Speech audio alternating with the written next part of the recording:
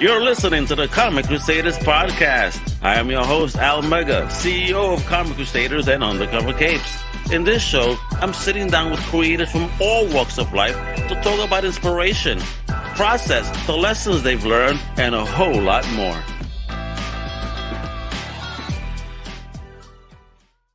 Man, I don't know if I said this before. I really love my intro beat. That is so fire. Yo, it's Al Mega, Comic Crusaders Podcast. Thank everybody for tuning in. I'm about to have a great time because I got two amazing actors right here, yo. Two amazing. That's right. Let me tell you, these people are doing their thing. Let me introduce first the lady in the house, the one and only. She is an acting teacher at the Music Mountain Theater. She's also an actress on the show we're about to talk about today called DarkTyme. The one and only Morgan Tarrant. What up, homie? How you doing? Hello, thank you so much. I love the intro. It's fire. Thank you. You're about to start jamming in the club, right? Yeah. Let's do it. Yeah. I don't know if you could see me in the video, but I was like, oh my God. Yeah, you're getting ready, right? Yeah. Let's introduce to also our partner today in the business that we're going to be chatting with about this amazing project. I mean, Charles is a South Beach native, apparently one of the few, because not many people move there. They don't apparently grow up there. So I can't wait to talk about this. But this dude has an amazing journey through Sports Illustrated, through some Fox shows, doing everything, yo. I'm proud to have the one and only El Señor Supremo, El Señor Mr. Charles Venturi. Hey. Thank you, Al. Thank you so much. How you doing? I'm doing well. Glad to be here. This is awesome. Yeah, I'm about to have a good time, yo, because you guys got some stuff, man. Charles is a vet, Morgan the new Jack. I mean, we got two different perspectives over here. I love it. This is going to be a fun little show. Yo, and Samantha, shout out. Samantha. I work with Sam. Yeah. And she goes, yo, let's go, Morgan. Hey, you know what's funny, Morgan? I grew up in Brooklyn, and the street that I grew up on is called Morgan Avenue. Nice. Very nice. I see my name everywhere. Apparently, okay. Was my avenue named after you before you even born? They knew you were going to be a future legend. Apparently, what's going on here? And so did the show. So everything's just saying of my upcoming greatness. All right, so let's get in. Let's get into it, people. Yo, you guys got this awesome show called DarkTyme. You know, a big shout out to Dan. You know, for hooking this up. I mean, his last name is killing me right now. The way he goes by, right? But it's Dan Buck. Dan. But he goes here, Dan Tachyon. Am I right there? That's his TikTok, but he goes by Dan Buck. Yeah. Dan Buck, because he don't give a. Hey, let me not say that on here right now, because he's doing some awesome. Yeah, he's doing some awesome stuff right now with you guys. I mean, you guys are actors on this. So let's talk about first the journey before we get into this amazing project you guys are doing. So let's talk to the vet. Yo, Mr. Charles, bro, talk about your journey, man. Where you from? Where you grew up at? Let me know. Sorry, I had myself muted. I don't even know how I did that. So, like I said, I'm a South Beach native. Grew up in Miami. My dad had a motel on Ocean Drive back before it was cool. Oh, damn. South Beach? Yeah. So that's where I grew up. And what a good life you must have had. About the ocean. You know, that's what I remember most about growing up there. It was people, all people at all times when you're a hotel kid, and the ocean. Those were my two big influences. Gotcha. What about you, Morgan, where you grew up at? So, actually, did you watch any of DarkTyme at all, by chance? A little bit, just a tad, just to get a flavor and a taste, But I want to be as surprised, just as our listeners when you guys explain about it. But it was awesome. There's a lot of information in it, and it actually brings up my hometown. I grew up in Flemington, New Jersey, where the Limburg trial actually happened. Oh. So yeah. I grew up in Flemington. My home life growing up wasn't the best. The typical, divorced parent household, single child. Okay. Sorry, Mom. My dad was a single parent for a while. But the pharmaceutical industry is not my friend. And I'm just gonna leave some breadcrumbs. I'm not gonna tell you the whole story. But yeah, just acting. I found out in middle school, basically. My dad wanted me to play sports, and I was like, And growing up, I always kind of played characters and stuff like that. So to escape basically all the craziness of my life, I would dive into art and creating characters. And I actually grew up living with my grandparents, and I was always at their house, and I actually a couple times for my family would imitate them, and they'd bring over people and they'd be like, wait, watch my granddaughter play us, and I just would raid their closet. I did whatever I wanted there. Too crazy. So all right, so you're growing up, man. So what was your first kind of parallel into anything pop culture related? Who kind of put you onto it? You. If anything, it would just be, I don't even know, my friends or myself. My mom actually was a big Alice in Wonderland collector, and I'm a big video game person. So growing up, she had this one game, Alice Madness Returns. I don't know if you have heard of it. Never heard of this. What is this? What platform? Yeah, it's dark. It's dark and it's creepy, and it's about it's basically the story of Alice in Wonderland, and it deals with mental health. And for some reason, growing up, I attached myself to this game. So that's kind of my spit into pop culture, because that's how I got into video games. And I love video games where they're just storytelling, and that's kind of what got me into acting. Because I also wanted to make video games at some point, and then I was like, I'm just always acting, so I think I'll get into that. Acting, interesting. But hold on that. So Charles, how about you, man? What was that first taste of pop culture in your young life? College, I think, where I grew up in Miami and was more an athlete in high school. You weren't into that nerd shit. Well, no, I was just saying I was on the outer cusp of the cool kids and trying to get in with that and work through athletics. And then it wasn't until I got to college that started to go to some theater and experience that, and had a girlfriend that was interested in it, and we took some pictures, and I ended up getting a movie in Atlanta, which was actually my first role. And it's a film called How easy was it to get? It wasn't easy. I definitely had to dive deep, and I guess I had the right look for it. And it was opposite Patsy Kensit. It's called Kleptomania. And my character gets killed at the beginning. So it was really dramatic, and it was a night shoot and guys in masks and all this stuff. And it was cool. It was a neat experience. And after that, I was like, man, this is something I need to look into. Let me tell you, man, that's one movie I'd be afraid to do as a brown person. And let me do a movie in the middle of the night wearing masks. I'm probably get shot. and my character was Latin. His name was Pico. Oh, Pico! Yeah, and he gets killed in the beginning. And I'm gonna call you Pico from now on, because you look Latino, but you're not Latino though, right? No, Italian. Italiano. We're the original Latins. What about you, Morgan? What's your background? Oh, geez, I'm white as anything. I'm Irish. I'm Irish. One from across the pond. Top of the morning to you, right? Type of joint. I remember when I was trying to go into the Marines, that little motherfucker woke me up at 5 o'clock in the morning, talking about top of the morning till you get up every week, body. I'm like, mother, like in some pan, like you mother effer. I'm about to beat Irish your ass, Catholic. All right. So, Charles, you started getting into the real journey. Like here you are, you're doing things, in the college level. When did it start getting really serious? So after I booked that movie, I said I better get some training, and that's when I went. I graduated college. I went home to Miami, and I studied at Florida International University. Okay. And I auditioned for a Shakespeare play, and I got into an advanced acting class. That shit is tough, bro. Yeah, and literally, I had a monologue, I think, from Mark Anthony, from Julius Caesar, and that was like the one thing I remembered. Not the salsa singer, Mark Anthony, guys. Not the salsa singer.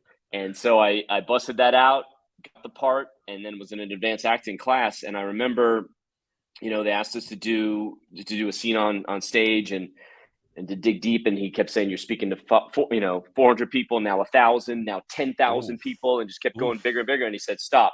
And he turned to the rest of the audience and he said, you see that stage presence? And I just felt so encouraged by this class and the support I got from this teacher that I moved out to LA and decided to give it a whirl, and out there and took more classes and kept going and kept going. Wow, what a dream. So, and you moved to LA and just said, I'm gonna follow this passion. Yeah. Didn't even have a place to stay. I crashed on a kid's couch and then another kid's floor. Yeah. What? So you would just crash it? Did you know these people? I didn't. I had one person I knew for MTV, and I sent out my car to her house, and I said, hey, I'm going to come stay with you. And she goes, no, you're not. You can't crash with me. I'm like, okay, then. So literally somebody else introduced me to this kid, Brett, who was also an actor. He's like, yeah, you can stay with me. So I lived on Brett's couch for a month. Bumped into another guy I knew, and he's like, "Hey, you can crash with me." Slept on his floor for a month. You were the guy on the couch on Half Baked without baking. Exactly. Now you know where it comes from. Yeah. So I was, yeah. Crazy. You know, Morgan, I hope your journey wasn't as difficult as this. I actually consider you to be very lucky, Charlie, because I've never been able to go out to LA. I've had to actually, none of my family actually was interested in theater. My family wanted me to go to school for science. So I never got a job, right? So I started when I was 17 at Music Mountain Theater. We were doing shows outdoors. So I actually got most of my experience through them. So I love Music Mountain Theater. So I will push them through and through. They're located in Lambertville. But I started out with them doing I got to do Fiddler on the Roof in the middle of the woods. I got to do Hair in the Middle of the Woods. I got to do Into the Woods, Sweeney Todd. So I was with them until they moved indoors. But at that same time, I was still going to school for communications and working. So I technically had 3 jobs, and I was still growing up and still living at my parents' house. So through them, once we went indoors, they asked me to teach improv. And through that is where I just kind of, through teaching, I discovered so much. So there was at one point when I was at community college for acting, I was rehearsing for Spelling Bee, also rehearsing for Sweeney Todd and Shrek.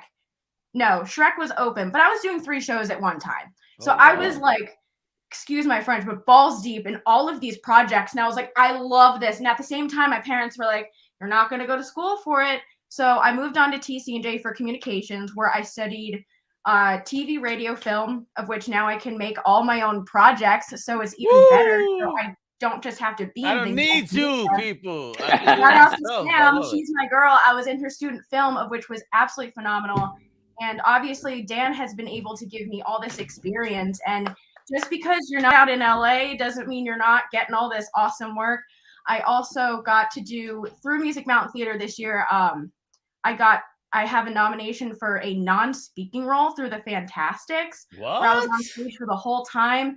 So I usually have like 4 or 5 projects going on. Oh, I'm also in the process of doing a small town movie for the town of Clinton. They've also been awesome. The Red Mill coming out. A woman after my heart, keeping so busy. Oh yeah, I love it. My boyfriend also does the same thing. I got him involved. The fact that you even name after my hood and you're kicking ass like this, it's like, damn, I'm so inspired right now. I love it. You hear this, folks? You see this lady kicking ass right here? This young lady, she is murdering things. So Charles, coming back to you a little bit. Talk about this whole journey you've had, because I understand you've been on Sports Illustrated, you've done Fox shows. I mean, you've been doing some things in your life, man. With this journey. So when I was out in LA pursuing the acting career, I got some host auditions as well. And hosting scares the hell out of most actors because it's a lot of times unscripted, and you got to dig deep in yourself and think on your feet. I would think that's easier than reading lines. Yes and no. A lot of actors like it to be laid out for them, and they not me, brother. Let me do this shit fucking straightforward. Let's have a good time. Look at you. You're our host. You were set up for this. You got this. I'm ready. I'm ready to be on the stage, bro. Academy Awards. Let's get a Porter Rock on stage. Let's do it. Yeah, but anyway, I started doing a little bit of hosting out there, and I really liked it because I like people a lot. Like I said, grew up in a hotel kid. I'll talk to anybody about anything. I love it. And just got really lucky. I had booked a few things, and then this guy from Sports Illustrated came out. He said, listen, it's the 50th anniversary of the magazine. We're doing a tour, and we need a host, probably 2 hosts to break it up because it's a year-long adventure. We're taking you out on the road, and every weekend you'll be at a different sporting event. We're going to build a stage, and you'll be playing games with the audience and pumping them up for that sporting event. And he talked to me about my love of sports and what I could bring to the table, and ended up booking it, and it ended up being a fantastic year-long adventure on the road with SI. My dude, I mean, fantastic. I mean, you spoke to legends. You even spoke to the GOAT. I mean, I'm a New York Giants fan, and I hate to say this shit, but Tom Brady is the GOAT. So, I mean, how was that? Morgan's smiling like, you got to admit it. I know nothing about sports. I just smile at the names, and I know what you're talking about. I know what you're talking about. Yeah, he is the GOAT, Al, regardless of what you think. But the Giants got his number twice. Oh, absolutely, because we're the Giants. You guys are Patriots. you're the Brady I hate killer. You guys. Yeah, bro, I love it. So, besides Brady, I mean, what have been kind of the highlights in that interviewing section of you in that 1 year with sports? For sure. No, David Robinson in San Antonio. Talked to him about and you know what I always ask these guys, what do they like to cook? These guys get athlete questions all the time. Let me talk to them about food and this and that. I love it. And so I would come with different stuff. So I got to interview a lot of people, Olympic athletes and that sort of thing. Now, normally an athlete of Tom Brady's status would have been interviewed by a journalist from Sports Illustrated. Somehow it fell to me. Woo, so I read up Joe Namath's biography. I had all sorts of stuff prepared, and I brought it, and we had a great interview. And I still asked him about when what he likes to cook. He goes, "Man, I don't cook. My roommate does. I do the cleaning." I'm like, "That's cool, buddy." So we had a really he's the king. Yeah, he's the GOAT. What should he cook? Yeah, this was a while ago. This was early in his career, and so pre-Giselle and pre-marriage and all that good stuff. So man, no Giselle, that Brazilian food over there. But I'll tell you real quick. So this was in Kensington Plaza there in Boston, and then the next day, Sports Illustrated hooked me up, and I got tickets to a Red Sox game. Ooh. And some guy came up to me at the Red Sox game and said, "Hey, nice job yesterday." So I felt really proud of that moment. That somebody had watched what I did with Tom and called me out on it. That was kind of like that firm stamp, like, yo, people respect and see what I'm doing. Yo, bro. Exactly. Because I wasn't a sports journalist. I wasn't, a writer for SI. Amazing. I was just this lucky host that got this gig. And most of the times I was trying to be funny on stage. And here I had to be serious. And, it was Tom Brady. It was a huge audience in Boston. I couldn't just be like, "Hey, Tom, so what's it like to be a quarterback?" I had to really. How do you like throwing balls around? Yeah, exactly. I had to deliver, and so I felt proud that that Boston market is tough. They would call me out if I was a punk. They would have said, "Hey, crappy job." My brother, I lived in Massachusetts for several years as a Giants fan. And my keychains and everything, I had Giants gear, and they would just give me shit, and I would always kind of answer them like you would. It's like, well. Remember who beat your ass? Mm-hmm. Remember who stopped you? They really hated me that I almost got kicked out of the store once. Oh my god! Oh jeez. Yeah, and Mass, that's how serious they are. They're really serious. Like, don't you dare talk about them in vain. So Morgan, man, how is the football life on your side? She's like, I'm scared. I don't want to talk about it. I don't know anything about football. No. But okay, so talk about you now breaking in. You breaking in. I mean, how is that, yo? I mean, what type of journey did you really partake in? What were the lessons that you were kind of, going upon as you were stepping in? You guys are watching it, basically. You guys are watching the process. Like I see people like showing you love. I mean, they're talking about this joint right here, for example, with the Red Mill movie, and that you're the best. Yo, let's go, Morgan.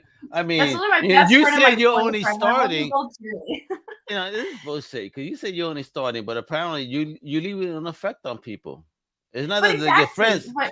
But that's part of the game that I'm trying to do here is that, like, it's not about how fast you get up. It's the foundations and the connections you make. It's about, as you said, creating content that people can relate to and love. And it's funny because the two people that are watching right now, we had a creative meeting the other night so we can make our own stuff. And it's just like finding those people that you relate to and even doing it with like a zero budget. And it's just the passion that you guys are thriving on. You don't need a budget to create something you love. You know what I mean? Exactly. You guys put it together. If you believe in it, it's going to pop. So I guess I said what I said because I'm not at Charlie's level, but you're right. Like we're making it happen. It's funny because I chose this location because this is where I shot all of DarkTyme. Was in this bathroom. That's where you shot it out for there were times where I would have to shoot from 9 to 10 and then have work at 11 and just reassemble the bathroom and be like, okay, I got to go to work and I'm going to work at Kohl's and I got to put on my customer service face after I just pretended I was trapped in here for like an hour. Oh, but that's why we do it. And I love it. And it's awesome to work with Charlie, and Dan has just been amazing because I also work with Dan for other projects as well. Really? Hey, we're gonna get into that in a minute, but you mentioned it. Let's segue into that, baby. DarkTyme. So Let's get into it, ladies first here. You're talking about, give me what you believe. What is DarkTyme?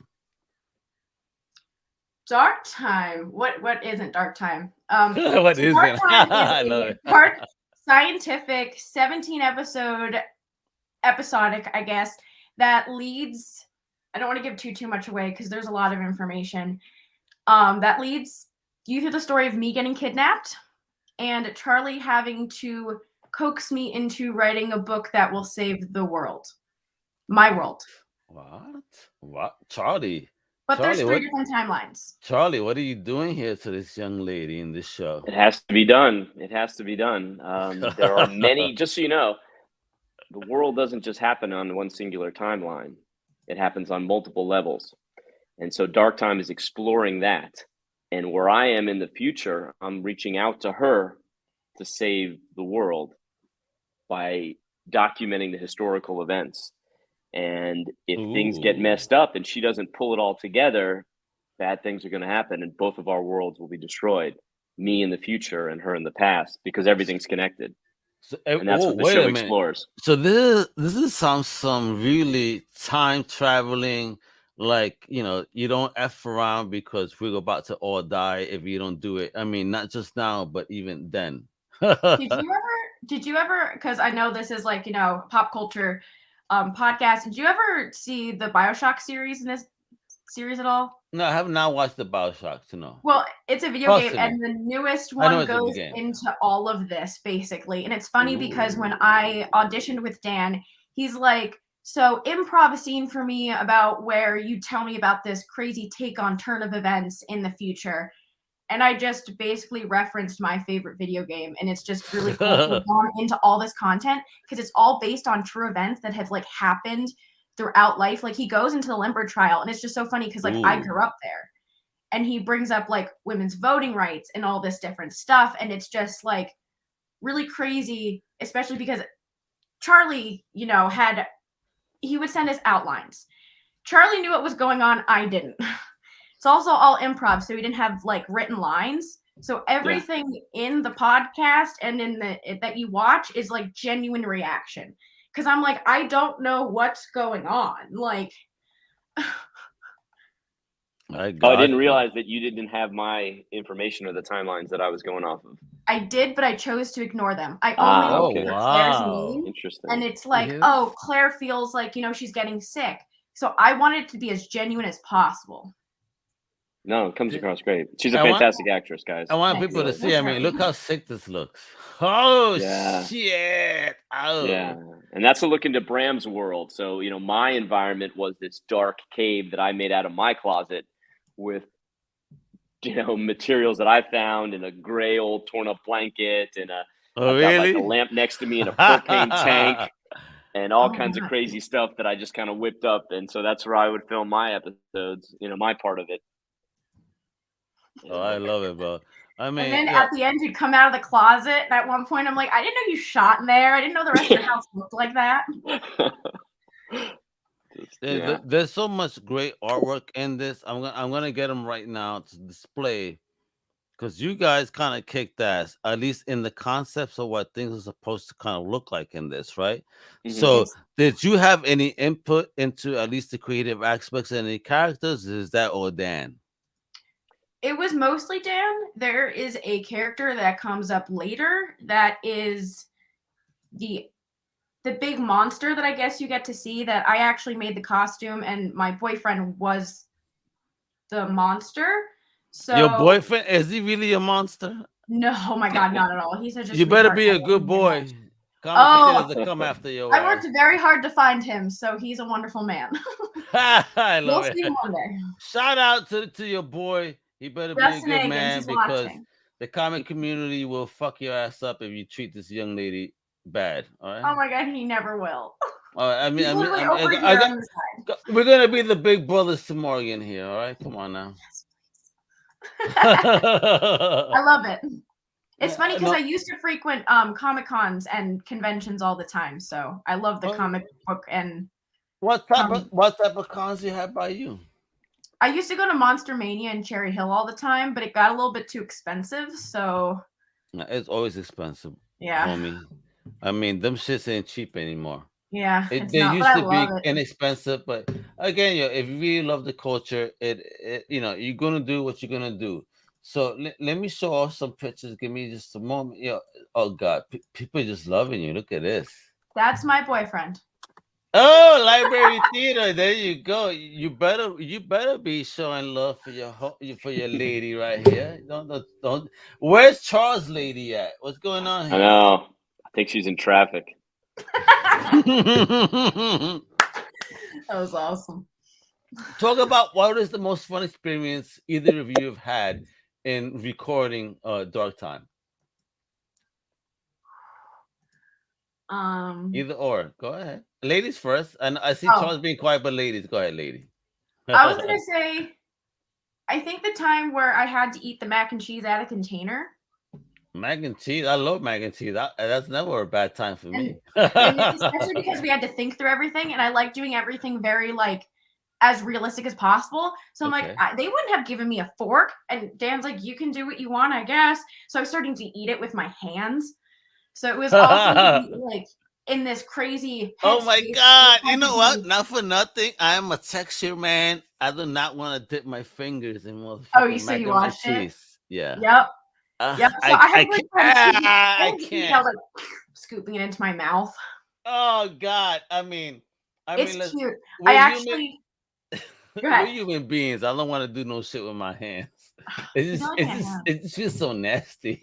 It tasted good. Oh, it's mac and cheese. It will always taste good. Yeah. But All yeah. right. I want to show some characters. I mean, who is this? Who's Ombre? That is a character that hasn't been released yet. We are on. Not We yet. just released episode 7. Episode 8's coming out, and he hasn't been revealed yet. I'm not going to tell you what it is. Oh, but that's the character that I made the costume for that my boyfriend was. You did that, and that's basically a man. You're a scary dude, homie. I'm sorry. I will never do anything. I will never talk bad about you. I love you. And talk about this character. Look at that. Yeah, so some of these, the fantasy part of it are the villains and heroes Okay. from the future time travel through wormholes through these caves back into the present and even further past than where Morgan or Claire, her character, is, to interrupt the timelines. Okay. So there are these fantasy characters. Either it's a half fish woman, or the woman that's kind of like the ant woman, things like that, and they'll try to interrupt very historical fantasy events. That one for me. Exactly, yeah, praying mantis looking, right? So she is, she'll prey upon somebody to stop history from happening or to change the outcome of history, and then there'll be other characters that try to stop that person, and so there's this whole intermixing of the present like and the who's past this with too? the Very fantasy. Yeah. Dawson Street Fighter. I think this is like an Inca god or a Mayan god or something like that. Yeah. I need me some earrings like that too. Yeah. I need me some earrings like that. I would wear those. All right. Yeah, those are dope. Oh shit, yo! I've never seen a giraffe anamorphic. I mean, this is hitting the money. Who is this? These characters come from a place called Zeusenia, of which Charlie can now talk about. Charlie, tell me, Charlie, talk to me. Who is so this? That's homie? in the future, where my character is, that's what we call Earth. It has now become Zeusenia, and so these fantasy creatures now populate it. So they're everywhere. So humans are just one of the races that are mixed in Zeusenia. Oh shit! So we're just another species on the planet. We're just another species. Not just among animals, but are we still top of the food chain based on this? No, we're in hiding, and that's why my character's in his dark closet, hiding out in my dark cave world. You hear this, folks? We're no longer top of the food chain. This is so scary cool. shit. And that's why we got to save the timeline so that we survive, so that humans don't get annihilated and wiped out. So at the end of the day, that's the purpose of saving the timeline. So we're no longer top of the food chain, but we are we are the food chain, right? We're the top boss. Yeah. Ooh. So history continues and we survive. So how did you guys feel when Dan approached you about this project? Let me start again with the lady in the house. Oh, I loved it. It was right down my alley. Like, as I said, like, I actually am a big fantasy person. All of my favorite video games deal with kind of pushing those boundaries of reality into the possibilities of things not being what they seem, because I also believe a lot of history is obviously like that because we are taught one thing, but then as you get older you find out that history and events are you find out the truth. exactly. And I think that's a kind of fun part about DarkTyme, that it kind of expands your mind to think like, oh my god, wait, this deals a lot with things that have actually happened. Like, I know that these are animal people, but like maybe part of it is true, because even parts when I was acting, I was just like, I don't know what's real sometimes. Which sounds silly, but like, again, my imagination's so crazy that like I had to allow myself to, you know, believe all this stuff, and it's a lot of fun. Yeah, totally. And that's it, you know, for me as well. When Dan approached me with it, he's like, what do you think about this? And that's where, if you watch the first episode, that's where it starts out, where Bram talks to the audience. He's like, I'm going to tell you what's really going on. What if it happened like this? What if that happened? What if this? That's the reality of it. And it just pulls the audience in, hopefully, and people really dig it. And then it just spirals from there as our characters connect, and I find Claire and I reach out to her and implore her to write the story of history and tell her the different timelines and what's going on, and just the way both of our worlds get intertwined. Yeah. So how did you guys even connect with Dan to get involved in the project? I found it through a casting audition through Backstage. He put it out on Backstage. Check that out. Yeah. Dan was taking this serious, doing some real Yeah, and it was like sci-fi project. Yeah, looking for actor and an actress, and we were lucky enough to win the jobs. Same thing for you. I think I was one out of like 20 girls. Damn, word. Yeah. Yeah, check you out. How about you? What was that number like for you? I don't know. I actually feel like I got the job, and then I was lucky enough to participate with the actresses in the auditions, and Morgan really shined. You know, it was neat to be, to be auditioning with them, and to see the way she delivered it, and was just so real. So that was it. Unbelievable, yeah. And because you saw by comparison some of the girls that weren't quite as good. And was there a particular moment in her casting that you said, "Okay, she got this"? Was there that moment for you?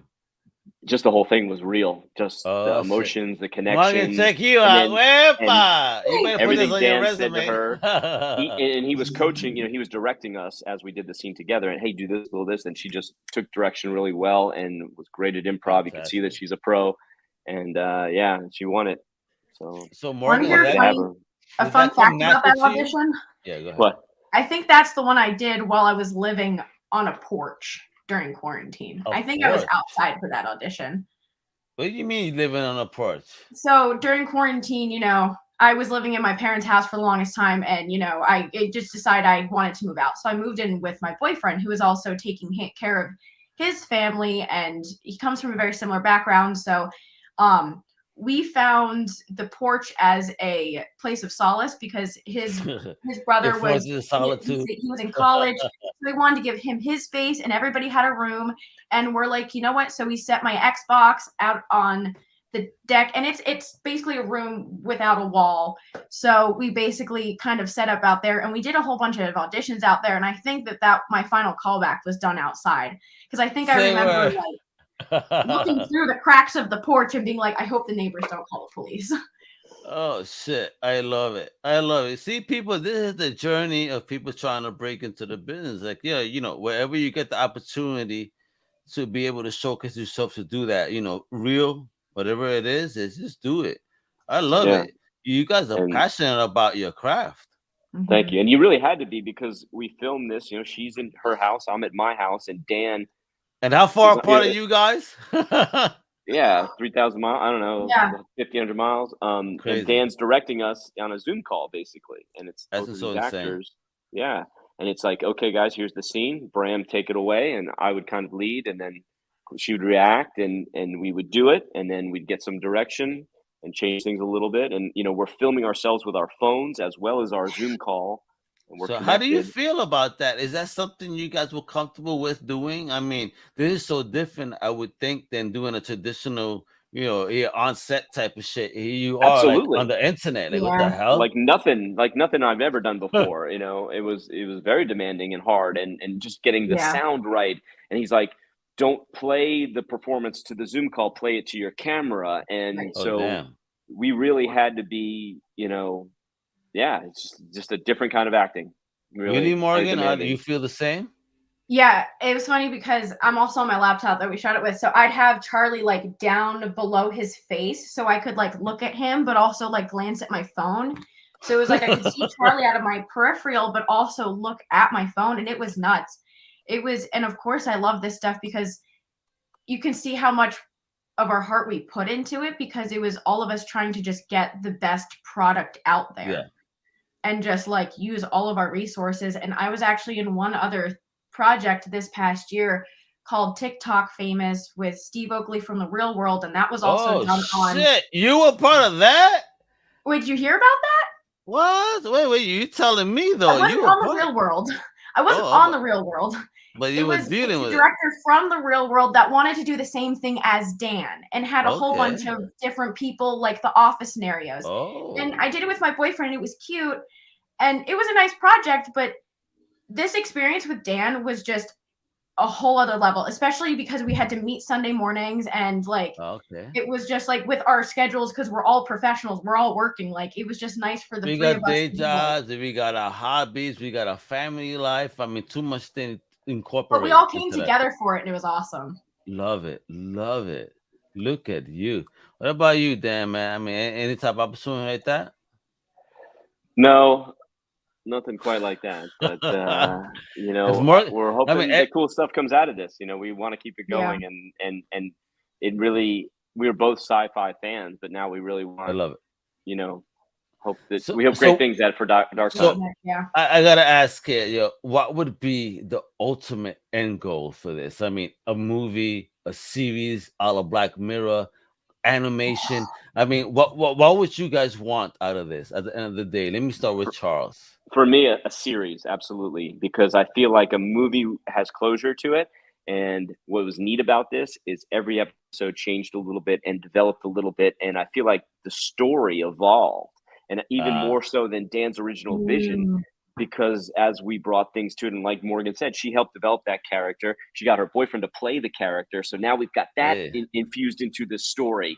And so she's in danger. So it's not just her and I talking about this stuff. Now we've got a whole behind the scenes of what her world is like.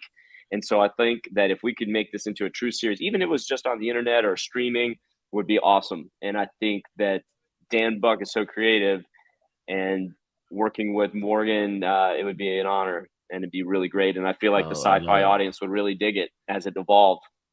I really feel your energy on that, man. It's like you really real about that. That's why I'm smiling and fucking ear to ear here. Like I really feel you really believe in this project, and I love it, man. I mean, that's what it takes to actually make something like this really take off, when you have people that really have that heart in it. And I feel that energy for Dan as somebody that has my own project. So Dan, bro, you really blessed by having Charles and Morgan, wow, such great energy. So Morgan, talk to me. What are your emotions behind this and being involved in something like this?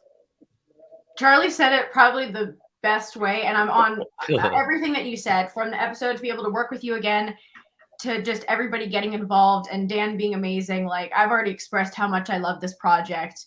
It'd be amazing. And even just the fact that like we have done it at such a base level that like it'd be awesome to get, obviously some more production behind it to be able to bump it up to the next level, because that's honestly all it needs. Yeah.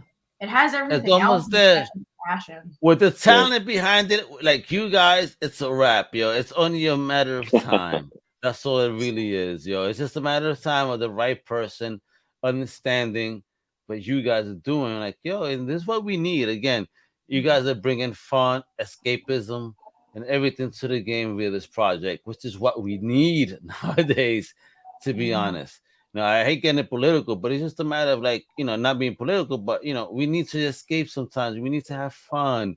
We need to get away from this crazy world we're living in nowadays. I mean, every day is COVID and another fucking variant. You know, what's the next one? Megatron, Optimus Prime, you know, Bumblebee. What is it? I don't know. Pretty much. You know, and how did you guys, I mean, in recording this with COVID and all, I mean, how was that experience? And I'll start with Charles on here. How was this experience, you know, during the COVID, having to record this and work this way? Yeah, it was nice and challenging at the same time. So it was nice that we had a project in the midst of COVID where there were no other auditions that weren't remote, and the film industry hadn't started back up again, and theaters weren't open. And so to be able to still work as an actor was amazing. But like we said, it was challenging because I'm filming in my closet. She's filming in her bathroom. And we're on a Zoom call. That's not acoustic. And we did our own costumes and set, and just, you know, that dark, you know, and to make sci-fi happen well without a production team behind you, without, you know, a set decorator and costume decorators and all those magical people that make a traditional sci-fi series fly. For just, you know, basically the and that's because you've had that experience though, because Morgan is still young in the game. Have you had that type of experience where you've had that type of team and shit? I was gonna say, I have, again, with Sam, who's watching, I also was the actress for her film, but I also do special effects makeup. So I got, if COVID didn't happen, I would still be doing live theater. COVID shut everything down, and I went, you're not gonna get me. That's when I signed up for backstage, and I got these auditions. And my theater still opened back up, and we did reviews, and it was awesome. And like, I did little stuff for them. But this was just like, this got me to here basically. And even being able to do like the smaller production stuff, like being your own like makeup person, because like that's how you learn everything. Like, and that's how you learn to respect people on set, and that you're not just like the hoity-toity main actress who's just gonna walk by everybody. Like, if people need help, like, I don't know, if I was on a bigger production, I would just be like, you need help, I'm there. Like, this is like where I want to be. So like being able to do these like projects at such like a raw but professional, in my opinion, level is just phenomenal. I love it. So guys, Summit, what's the future of DarkTyme? How many more episodes we got on this baby? 10. What's out now and how many more we got? 7 just came out, so technically 10, because there's 17 total. Okay, got 10 more to go, man. And what's the plan going forward? Are we gonna get a sequel to this? Is there any more DarkTyme coming after this? You know, for 17 episodes. We talked about it. Oh, okay. It's just a tease and talking. It's like Charles is checking. Can I say? Yeah. Yeah, I love it. It ends with a twist, and hopefully we'll be able to keep it going. It all depends on also people picking it up too, and how much, you know, people want to view it. Because I mean, we're all passionate about it, and we try to tell whoever we can. And now you're on board, and hopefully other people are, you know, like, oh my gosh, I want to watch it. But like, I mean, I watched it just the other day, and I think it's awesome. There are so many great moments. I don't know if you've seen all of it, Charlie, but there have been some cute moments, and just like some moments where I'm just like, we did that. So hopefully other people can pick it up and like be like, appreciate it for what we did as well. Yeah, no, for real. It's neat to see how it came out, because that's you know, the magic. You know what Dan did behind the scenes. So we can catch every episode right here, though, right, at DarkTyme.com. Yep. Yeah. And so and the cool thing about the streaming is you can go back and watch them again. Perhaps you missed something, or you wanted to see that first episode again, or catch things up. What are you trying to say? There's a lot of Easter eggs that you're gonna have to review each and every time. Yeah, because there's a lot of information. As we talked about, there's 3 different timelines, and each one is similar, but each one's changes, and there are people who have effects on different timelines. Hey. I had to write it all down, and even I got confused. Like, as I said, knows it all. But they're really not that long. They're like 5 to 7 minutes each, so you can just like breeze through them. Love it. So you got 17 episodes, 17 minutes each. We're about that means that 17. You know, we got a little bit over an hour of content, right? You know, overall. Oh man, that's nice, man. I mean, yeah, over an hour and a half actually. That artwork too. There's tons of artwork. The whole thing. Right, because that all came. Are we gonna get a comic too, or what? What's going on here? I see so much. That's true. You got to talk to Dan about that. And Samantha said this sounds super cool and mysterious. Yes, it does. I haven't showed her any of it yet, so. You guys are mad shady about this. I love it. But this is Dan. This is the way of what you guys are doing. I live it. Again, it's stories from the future. Because if you tell us our future, then we're gonna try and prevent it. But it's already set in stone, so we can't try and change anything. How dare us? Sure. But is it really set in stone, or is everything fluid? But again, you know what? All right, you fucking with me now. I'm sorry. I'm also a weed head here. I'm a weed head here, and now I finished smoking a blunt before this, and I'm lost in many thoughts here. So if something in the future is lost, if something in the future is kind of set in stone, how can you tell me it's fluid?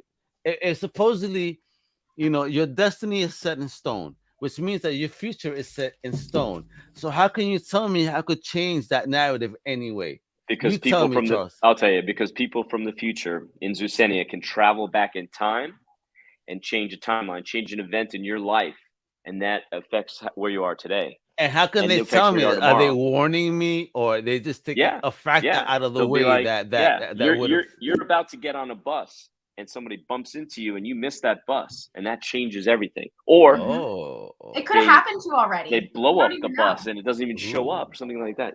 Stop messing with me, Morgan. I'm telling you, man. It happened already. And it's funny because I love that stuff too, where I'm like, I don't know if maybe this is real. And I think one crazy thing about this too is I'd go to Dan every week and be like, that these wormholes that you talked about are actually in this book series called Miss Peregrine's, like Home for Peculiar Children, and it's in other media. He goes, I didn't know that. I'm like, you do realize that your tie back to this also relates to this movie? He goes, I've never seen that movie. And I'm like, and how are you he's like, I just go on runs and it's whatever my brain tells me. And I'm like, who is telling you this stuff, Dan? Like, yeah. No, I have the same experience with him. I'm like, Dan, have you ever seen this? There's something in our show that reminded me of this. It's a similar. He goes, oh no, I don't watch anything else because I don't want any outside influences and things like that. And so, but as sci-fi fans, I think that the theme of reaching back in the past to change your future and to change things, and superficial, super powerful creatures that can affect things, or super evil, and we have a lot of evil and a lot of good.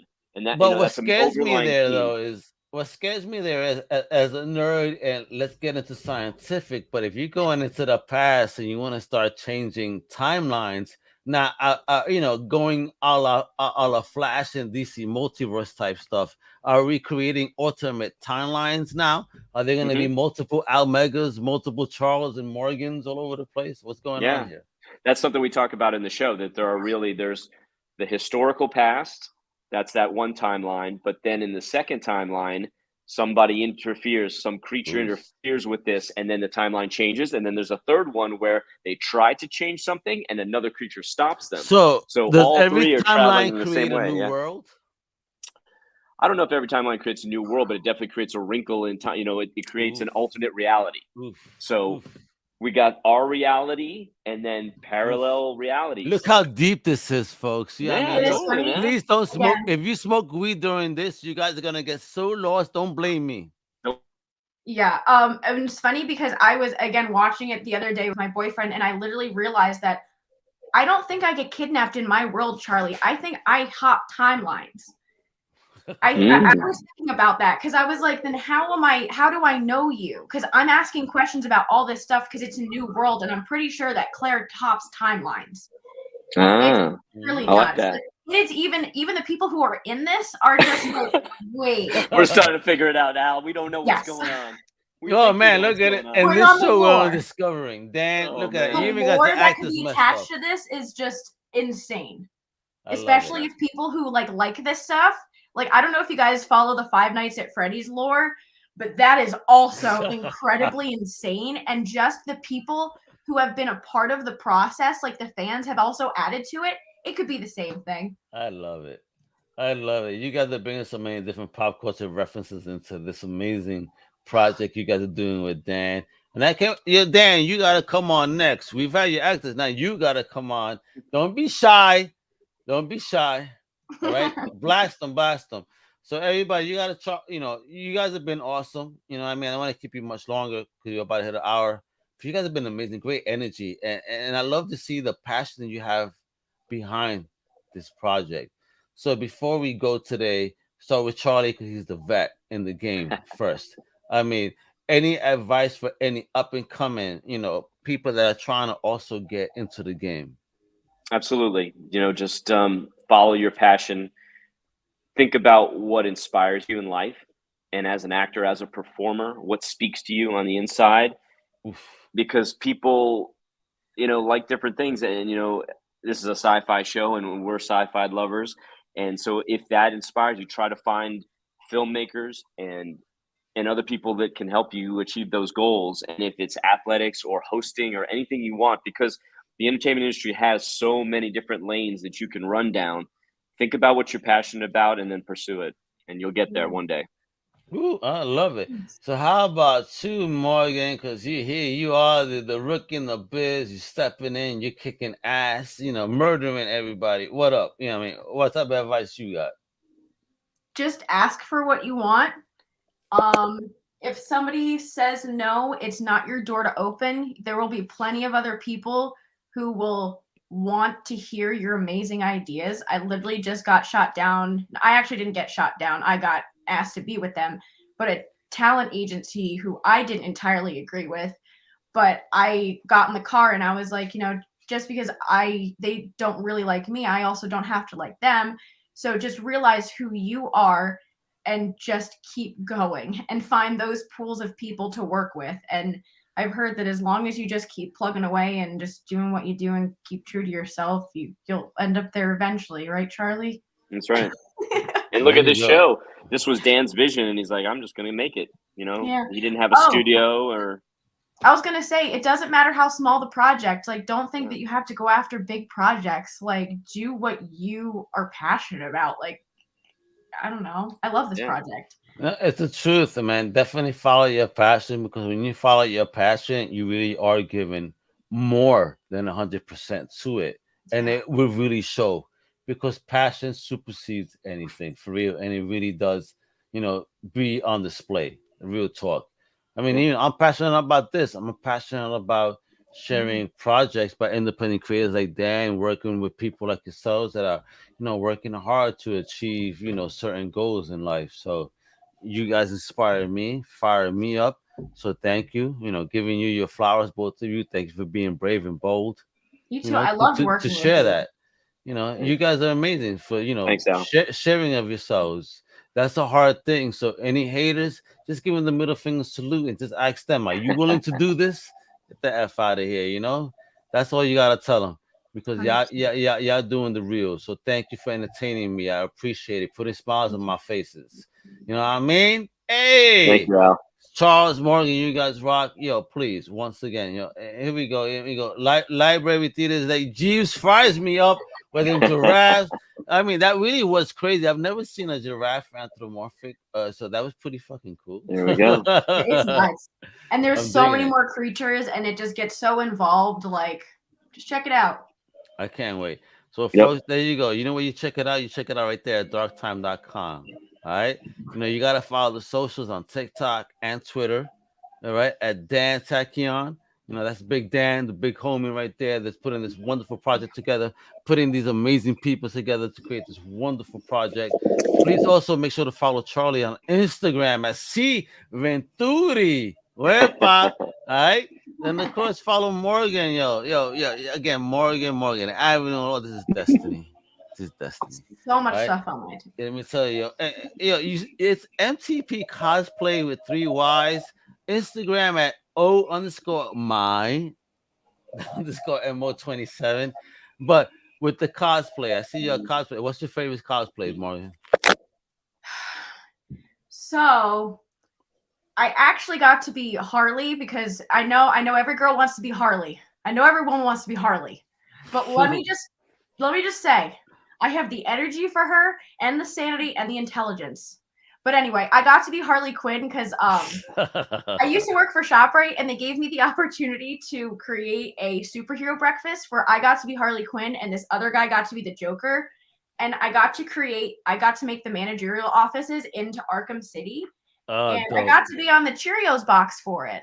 I have it in my living room. So that has been you my should have favorite had that box cosplay. right here. You better send me a picture of that so I can add it to the post. Yeah. But yeah, she's one of my favorites. But the little sisters from BioShock were also one of my favorites. I got to be featured on the creator's Instagram because I was just like, I love you guys so much. Oh, this is great. Check you out. Morgan, a woman after my heart over here. Big pop culture fan. I appreciate it. But both of you, though, Charles, Morgan, you know, thank you for coming on and talking to me today about your amazing project, your journey. You guys are amazing. God bless you. Check out my homie, Dan. Yo, he got this great project. I can't wait to see this, you know, go beyond where it's at now. I'm going to see this on Netflix or Hulu somewhere someday, even on the big screen, where I'll pay some top dollar in a nice little chair. I mean, oh shit, I spoke to him. Isn't that awesome? I spoke to her. Yay. Those my people. yeah, that's mi gente. Uepa. Mi Let's get gente. it done, yo.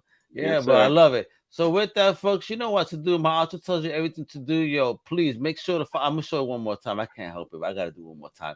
So make sure to follow DarkTyme, DarkTyme.com. You know, go to the socials at Dan Tachyon, DanTachyon.